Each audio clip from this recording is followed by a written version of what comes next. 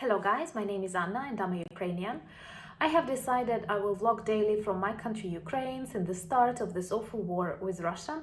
And in my videos I try to update you on the important events in our everyday life and also to answer some of your questions and clarify facts from our history and culture, because I believe the world needs to know more about Ukraine to understand us better.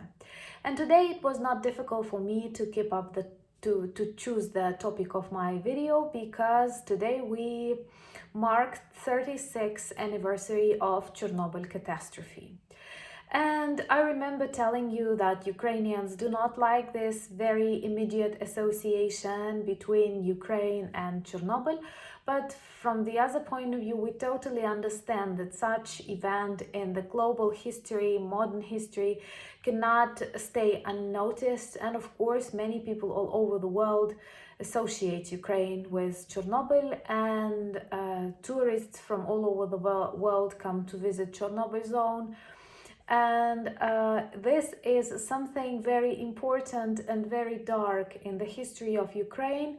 And I personally agree that Chernobyl catastrophe might have been one of the reasons why the USSR collapsed, among others. And I cannot tell you that I remember much, but the influence of Chernobyl catastrophe was felt even during my school times. And after 10 years have passed, for example, and there were lots of things that we were forbidden to do, to eat, and these are the things that I'm going to talk about. Well, one of the greatest tragedies of Chernobyl, except for the fact that actually what happened, that it was an extremely big nuclear explosion that was equal to 300 Hiroshimas or something like that. But the problem is not only in this explosion, but also in the attitude of the Soviets to the situation. And traditionally, they were trying to hide the facts, and people, even those people who lived on the territory of Pripyat, which is actually the city where it all happened, Chernobyl and the adjacent zones, they were not warned that something really bad happened. Recently, there was a very good close to documentary series about Chernobyl, I guess on Netflix, and I personally found it really good because it was very close to the history, and it was very close to the recreation of everything, those Soviet flats, style of people. So I advise you to watch it, Chernobyl, if you haven't, but it's a very difficult film. And one of the most important aspects of this tragedy, once again, that civilians, people, firefighters, they were not warned about the dangers. And we all know that radiation is dangerous because you cannot feel it at the moment. You cannot realize what is happening around because it's not poisonous in those classical understanding. You cannot smell it, you cannot feel its taste, you cannot even feel it on your skin. And then if something really bad happens and you were close to the epicenter, you will die within hours, and lots of people died within months, days and years. And we believe that many people still feel the influence of Chernobyl catastrophe. But for the first 2 days, people who lived close to the nuclear station, people who were firefighters, they were watching the fire, observing the skies, noticing beautiful, weird things going on in the atmosphere. And only the information from the Swedish specialist attracted the attention of the world. And it was like a day later or something, and then on the 28th of April, Soviets spoke about the catastrophe and said that something happened, but it is always under control. And people were getting ready for the celebration of the 1st of May, which was Labor Day, one of their favorite holidays in the Soviet Union. And from what my parents recollect, they had parades in Kyiv, and Kyiv is really close to Chernobyl. You know that those of foreigners who come to see Chernobyl, they can travel to Kyiv, and then there are lots of excursions. There were lots of excursions to the Chernobyl zone.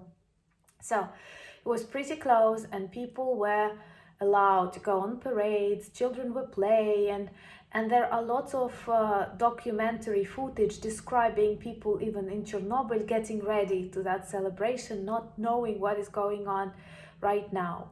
And only after 3 or 4 days they have started to evacuate people. First they have evacuated those who live in a 10-kilometer zone, then 30-kilometer zone, and even in my region we have villages that were built for those who were evacuated from Chernobyl Polisia.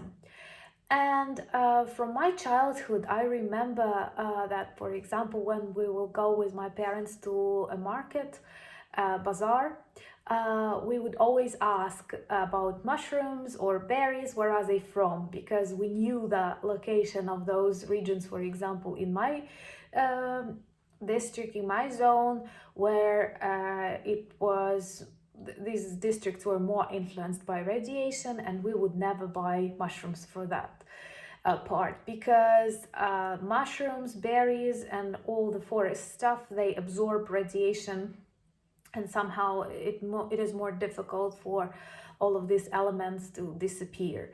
And we all know that it can take like many years, many hundreds of years, and many thousands of years for the zone to clear up. Of course, from what we understand now, the life is returning back to Chernobyl, because the wildlife is booming there, and I like watching videos, night cameras, about various animals who returned back, and perhaps all of that demonstrate that human cause more harm to nature than we can expect. And there are Przhevalsky horses, lynx, bears who return to these territories, and even radiation is less bad for them than humans. And this is one of the reasons, like additional reason, why so many people like visiting Pripyat, visiting Chernobyl, all these abandoned houses, abandoned parks. But of course, it is smart to go on such excursions only with a guide, because what is unusual about these territories is that, for example, it can be totally safe here, but like a meter away, it can be extremely dangerous, and people can get a dose of radiation that can like cause an illness. The number of victims, direct and indirect, is very difficult to count, but recently opened archives demonstrate us that Soviets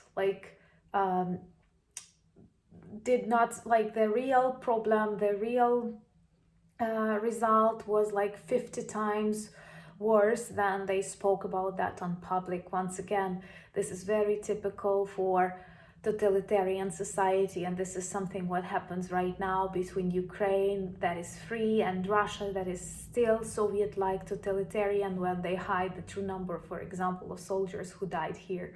It's close to 20,000, and they speak about like 500 or something. And the tragedy of Chernobyl for me is the tragedy of that secret, is the tragedy of deceit, is the desire to sacrifice people for the sake of this positive image of the country. And it seems to me that not Ukraine, but Belarus was the country that suffered the most from this explosion. But the whole Europe and even some parts of the United States were affected by radiation, and it is still dangerous. And our state controls very much people, because there are people who try to cut trees in Chernobyl zone and to sell them, or for example to fish and to sell this fish, and it's not okay. And of course there are people working on the Chernobyl station, but we have believed that this zone is so sacred after so many sacrifices, after so many people suffering. that no one will ever touch it. And Russians tried to attack Ukraine from the Chernobyl zone, moving from Belarus. And many in the world are surprised, why haven't you been prepared? But like many people won't believe that you can use Chernobyl zone, red forest, and it's not red because it's beautiful, it's red because of radiation, you know. And they had people, Russian soldiers, digging trenches there, and now they have all the diseases possible.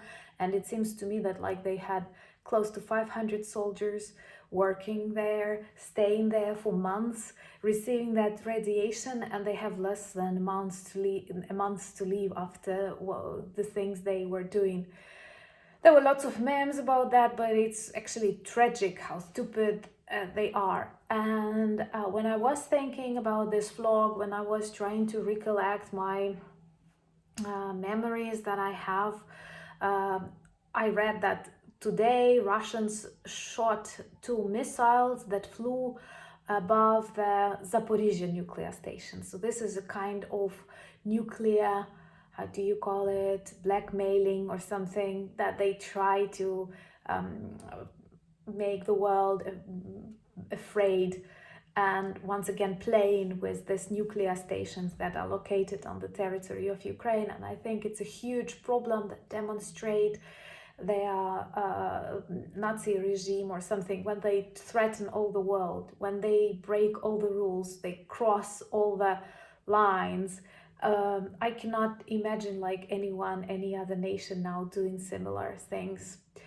And when we were at school, many of us had like children who were born like 10 years or 6 years after the catastrophe. They had special, I cannot say it's not a document, but it's something like a certificate that certifies you are a Chernobyl generation. And I had something like that, but it was long ago. I did not have it of the first category, something like third category, and it did not count. And those children who had first category, they had some benefits when entering the university, or they had some discounts when going to summer camps. So to some extent, we may say that there are lots of people who are Chernobyl generation. And it was a name, like a household name, Chernobyl, and people will call you bullying and so on, but like not that negative thing. But at school we were often talking, like when someone was acting weirdly, you are from Chernobyl or something. So this became a very important part of Ukrainian history. I think that Chernobyl was one of the reasons for the fall of the Soviet Union, because the crime of hiding this information is totally, it's impossible to forgive things like that. And I honestly believe that if something similar would have happened in modern Russia, they would hide this information just like Soviets did. And it is a true thing.